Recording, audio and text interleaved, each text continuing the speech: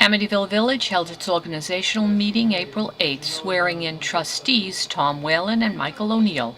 Reverend Dr. Robert C. Leopold of Simpson United Methodist Church opened the meeting with a prayer. Eternal God of love and goodness, as we gather together as neighbors and community, help us to concentrate on you. As we leave behind the things that worry us, Lord, help us to concentrate on you. As we think about the needs of others and the call to love our neighbor, help us to concentrate on you. Thomas Whalen, Do solemnly swear do solemnly swear that I will support the Constitution of the United States, that I will support the Constitution of the United the States, Constitution of the State of New York, the Constitution of the State of New York, the Code of the Village of Amityville, and the Code of the Village of Amityville, and that I will faithfully discharge my duties and I will faithfully discharge my duties as trustee according to the best of my ability. as trustee according to the best of my ability. So help me God. So help me God.